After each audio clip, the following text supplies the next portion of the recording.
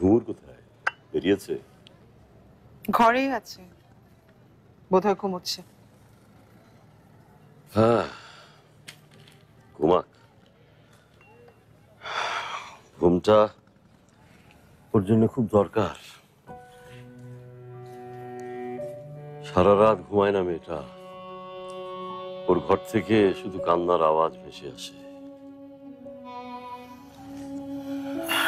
কে জানে গত রাতে ঘুমোতে পেরেছে কিনা, নাকি সারা রাত ধরে কেঁদেছে।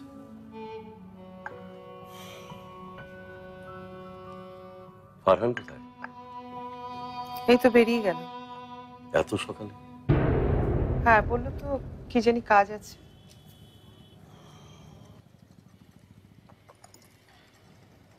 ঝুমুরকে নিয়ে আমার খুব চিন্তা হয়। ভাইজানের মৃত্যু, তাও তো 15 দিন হয়ে গেল, কিন্তু মেয়েটার চোখের পানি যেন শুকায় না, মুখে কথাও যেন ফোটে না। আজগর, এত বড় একটা শোক এত সহজে কি ঠিক হবে? একটু তো সময় লাগবে। লোকে বলে মা হারানোর মতো শোক হয় না, কিন্তু বাবা হারালে মাথার উপর ছাদটা যে চলে যায়, এই শোকটা কি দিয়ে পূরণ হবে বলো? সময়, আমার মনে হয় সময়ের সাথে সাথে সব ঠিক হয়ে যাবে। ঝুমুকে একটু সময় দাও, ব্যাস। কিন্তু চেষ্টা তো আমাদের করতেই হবে। রাশিদা, তুমি একটু চেষ্টা করে দেখো, হয়তো তোমার কথায় ওর শোক কাটিয়ে উঠতে পারে। আমি চেষ্টা করিনি মনে করেছো, কিন্তু ঝুমুরের মনে ওর বাবা হারানোর শোকটা এখনো অনেক দগদগে। ওর সময় লাগবে এটা সামলে উঠতে।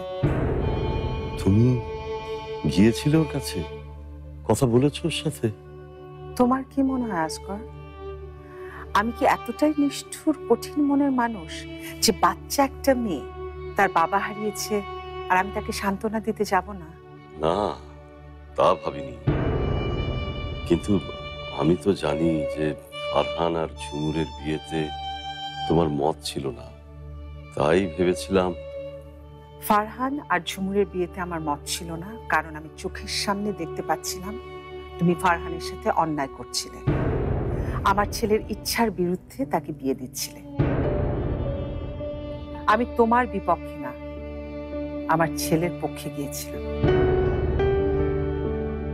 হ্যাঁ, হয়তো আসলে শেষ সময় রাগের মাথায় তোমাকে যেসব কথা বলেছি, এখন ভাবলে আমার নিজেরই খারাপ লাগে।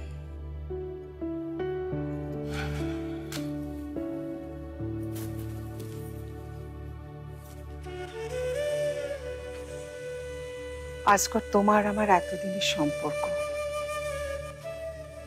যে সম্পর্ক নিয়ে আমার এত গর্ব, তুমি সেদিন এক তড়িতে এক কথায় সব উড়িয়ে দিলে।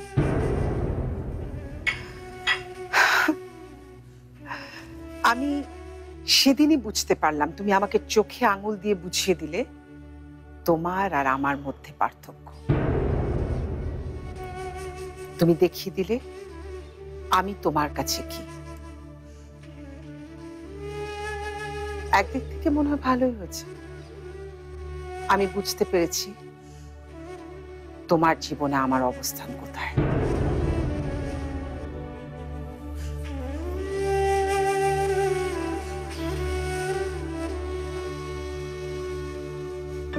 আমি সেদিন রাগের মাথায় কথাগুলো বলে ফেলেছিলাম রাশিদা, ওগুলো ওগুলো আমার মনের কথা না।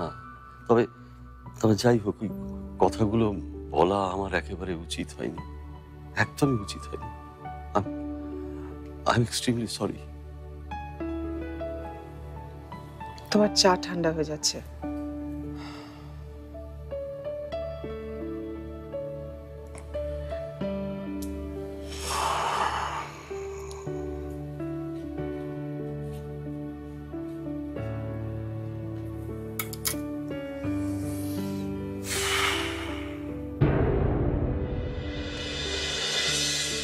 Good morning.